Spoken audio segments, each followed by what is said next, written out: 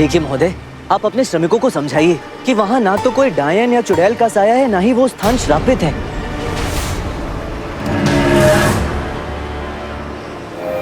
पंडित रामा, हाँ, वो वहाँ देखिए, वो भिखारी गुरन्ना है ना?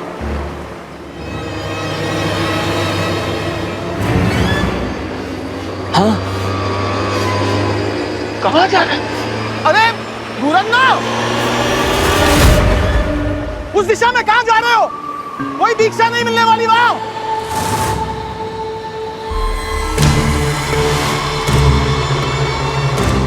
मेरा जीवन बड़ा ही आनंदमय था।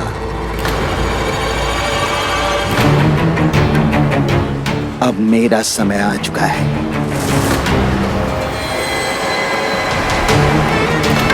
गुरन्ना, ऐसा मत कीजिए। गुरन्ना रुकिए, ऐसा मत कीजिए। गुरन्ना!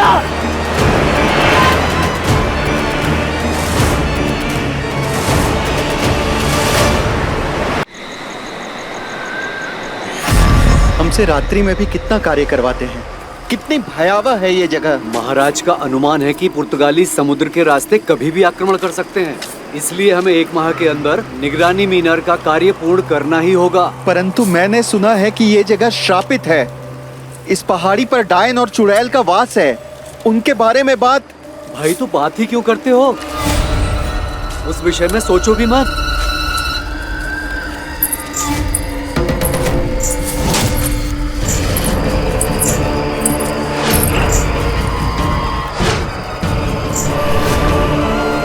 डायन, चुड़ैल। अरे अरे, उसकी पोशाक देखी तो कुचिपुड़ी नृत्य की लग रही है। परंतु ये नृत्य करने का स्थान थोड़ी है। सुनिए, आप इस स्थान पे क्या कर रही हैं? आपको क्या चाहिए?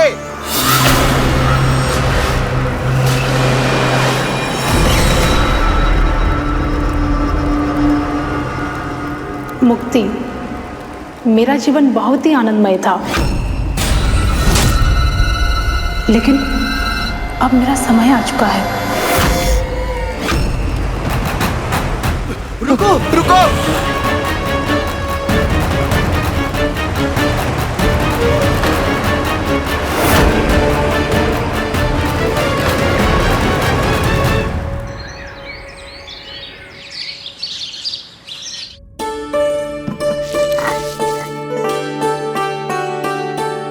उठाया रामा को? उठाने तो गए थे, परंतु वो उठे नहीं। हमसे कहा पहले पहेली का उत्तर दो।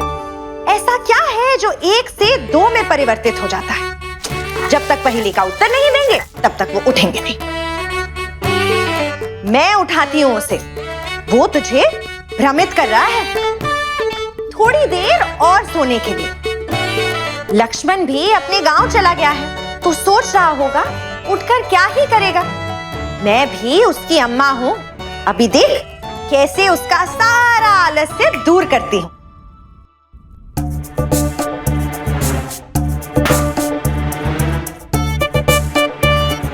मैं 3 तक गिनूंगी। अगर तू नहीं उठा तो मैं ये पानी की बाल्टी तेरे ऊपर डाल दूंगी। 1, 2।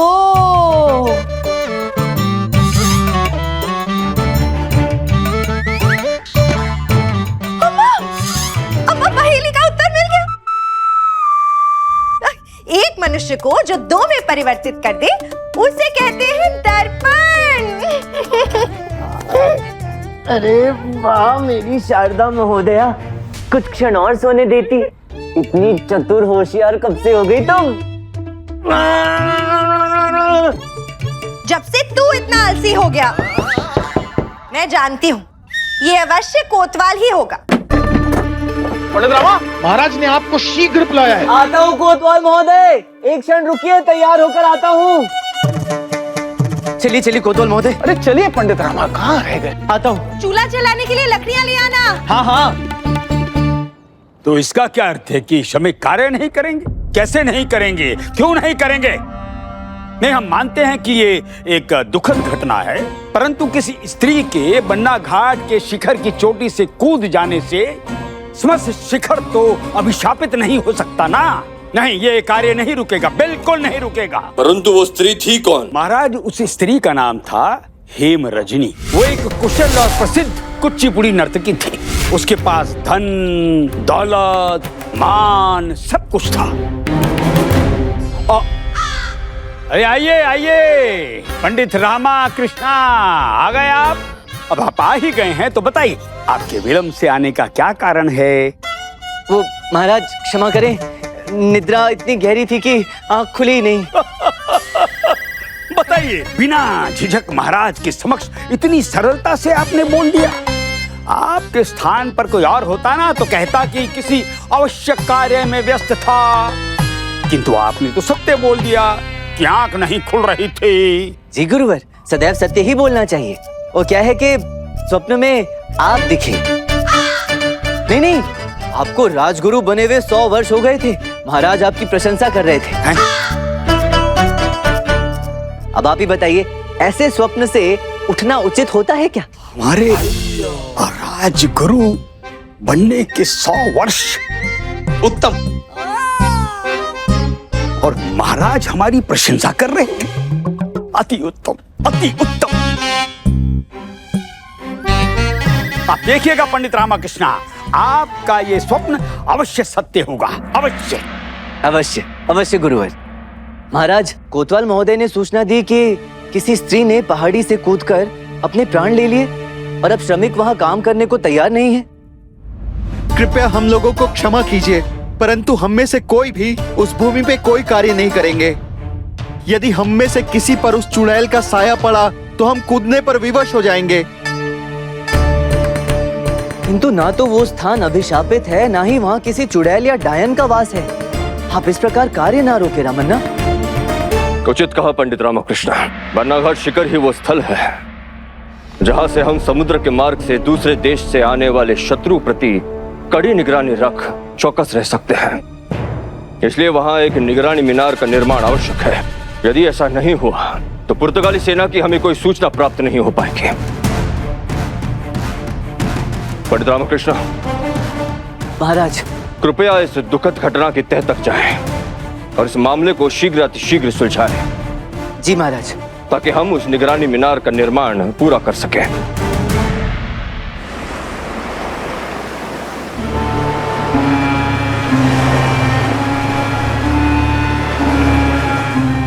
देखिए महोदय, आप अपने श्रमिकों को समझाइए कि वहाँ ना तो कोई डायन या चुड़ैल का साया है, ना ही वो स्थान श्रापित है।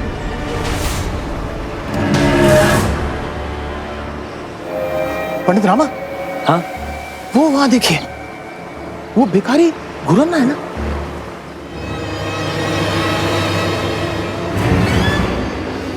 हाँ। कहाँ जा रहे हैं? अरे गुरन्ना, उस दिशा में कहाँ जा रहे हो? कोई दीक्षा नहीं मिलने वाली वहां।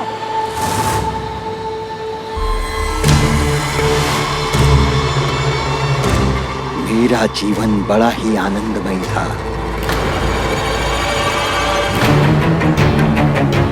अब मेरा समय आ चुका है।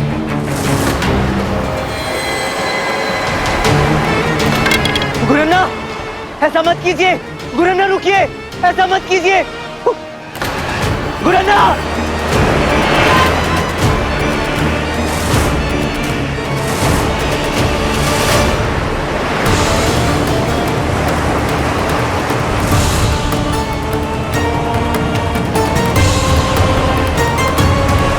हे मां काली, ये क्या हो रहा है?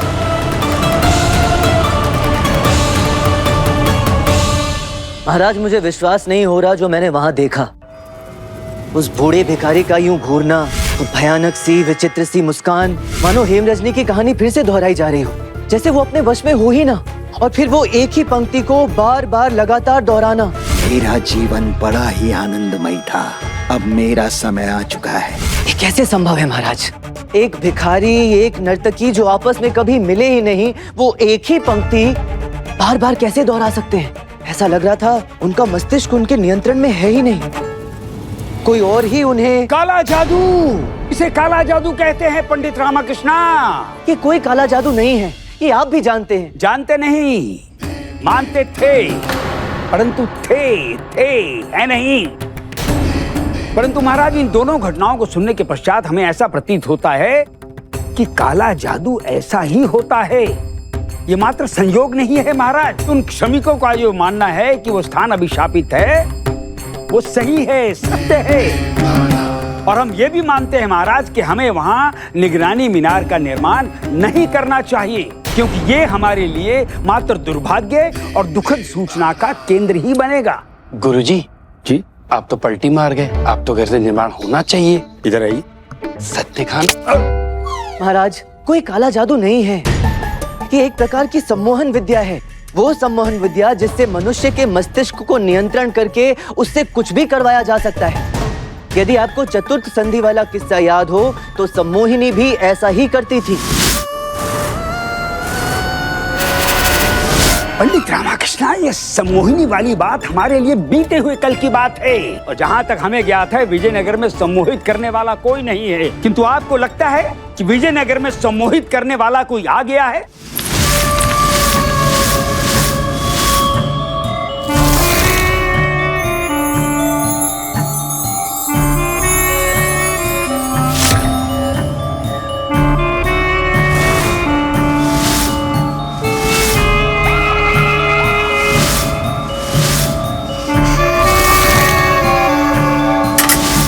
आप अंदर नहीं जा सकती हो। मेरा महाराज से भेंट करना अति आवश्यक है।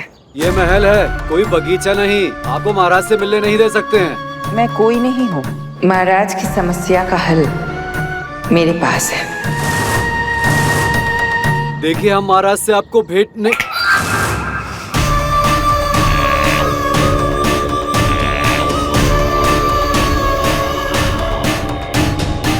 अब तुम दोनों मेरी आंखों में देखो। अब तुम दोनों वही करोगे जो मैं कहूंगी। अब तुम दोनों में से कोई भी पहरेदार नहीं, तुम कोयल हो और तुम कौवा। जाओ, वहां वृक्ष के नीचे जाकर बैठ जाओ और पक्षी की आवाज निकालो।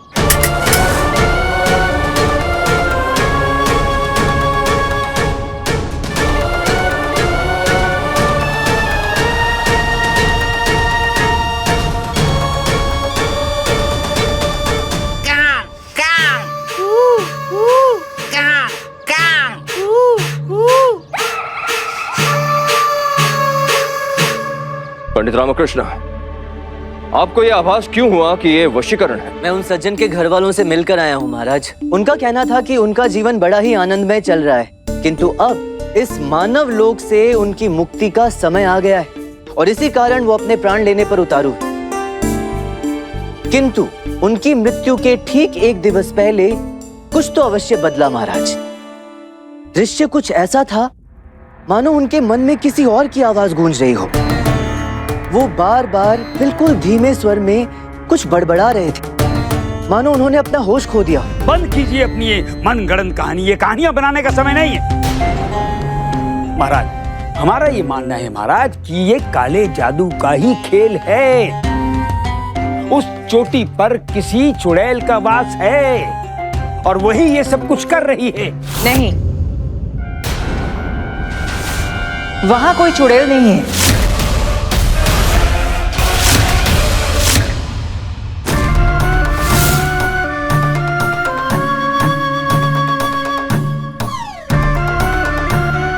प्रणाम महाराज।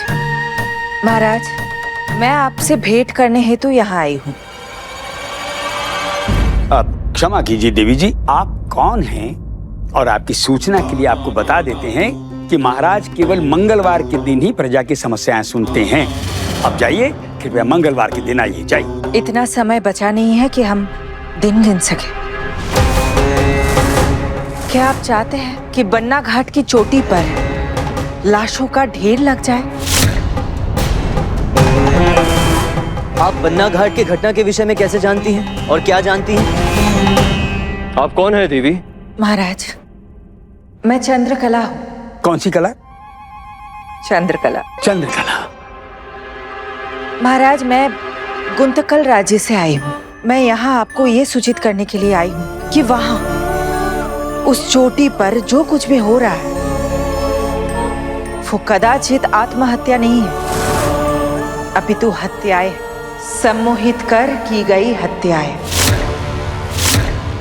मेरा भी ऐसा ही मानना है, किंतु आपके ऐसे मानने के पीछे कारण क्या है? क्योंकि पंडित रामा, मैं स्वयं एक सम्मोहिनी हूँ। 15 वर्षों से गुंटक्कल के लोगों को वशीकरण सिखा रही हूँ।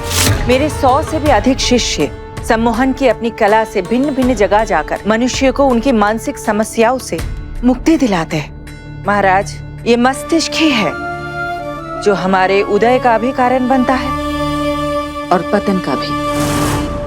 बस बस बस देवी जी, बस। इससे पहले भी एक बार सम्मोहिनी से हमारी भेंट हो चुकी है। क्योंकि हम स्वयं सम्मोहित हो चुके थे, इसलिए हमने तपस्या करके अपने मन और अपने मन की मस्ती दोनों पर काबू करना सीख लिया है। गुरुवर, मैं आपकी बात समझ सकती हूँ, परंतु सम्मोहित करना ये कोई आम कला या क्रिया नहीं है। आप इसे हास्य में नहीं टाल सकते। आप भी हमारे तप की शक्ति से वंचित हैं, इसलिए इसे कम नहीं आंक सकती, समझिए आप। हमें भयभीत करने का प्रयास मत कीजिए, कोई लाभ नहीं होगा। गुरुवर, वैसे आपको किससे भय लगता है? किसी से नहीं। छिपकली से।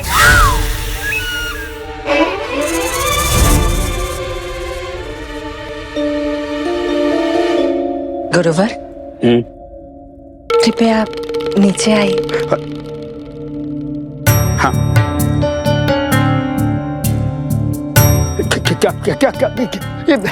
क्या कर रही हैं आप ये? कृपया अपना हाथ आगे बढ़ाइए। हाँ। ये क्या? क्यों?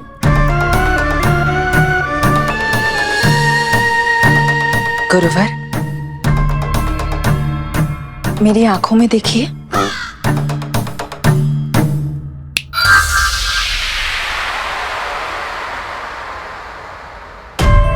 जीवन बड़ा आनंदमय है ना? अब मेरी आंखों में देखते रहिए और 1 से 5 गिनिए और फिर 5 से 1।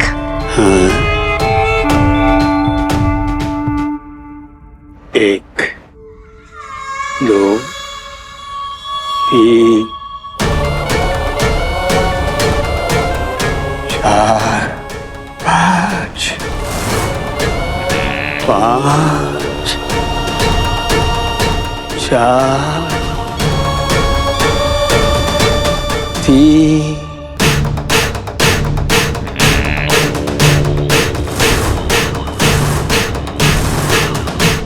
ये क्या हो रहा है गुरुजी को? उल्टी सीधी गिनती क्यों पढ़ रही हैं?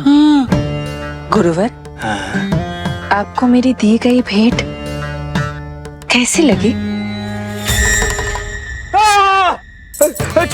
छिपकली! बचाओ बचाओ बचाओ! छिपकली! ये तुम्हारा इतना दुस्साहस, हम पर जादू करने का प्रयास कर रही हो?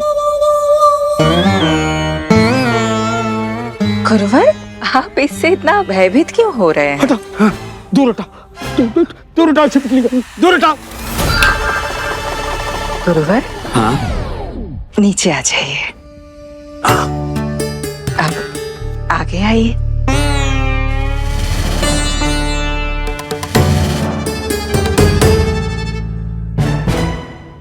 पंडित रामा, महाराज, आप सब हमें ऐसे क्यों देख रहे हैं?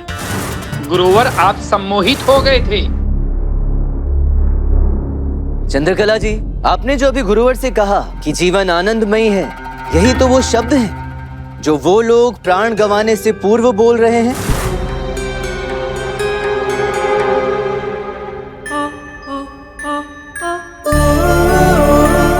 हाँ पंडित रामा, और ये देख, आपको मुझ पर संदेह भी हो रहा होगा।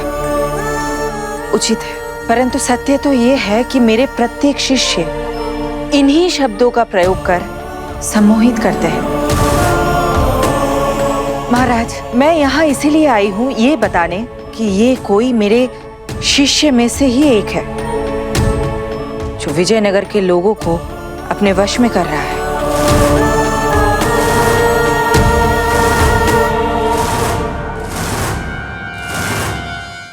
देवी जी, गुरुवर, तर्क वितर्क से समय की बर्बादी ही होगी और विजयनगर के और लोग अपने प्राण गंवाएंगे। देखिए महाराज, मैं यहाँ केवल अपना नाम और अपनी कला को बचाने हेतु आई हूँ। मैं नहीं चाहती कि मेरी कला पर किसी भी प्रकार का कोई दाग लगे।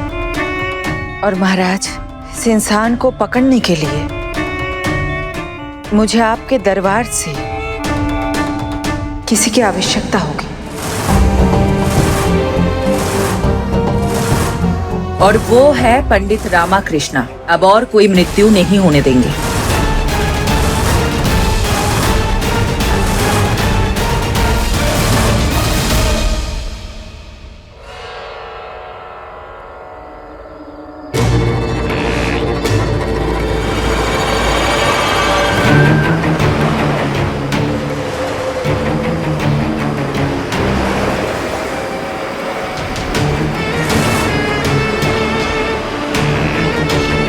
मेरा जीवन बड़े ही आनंद में था, लेकिन अब मेरा अंतिम समय आ गया।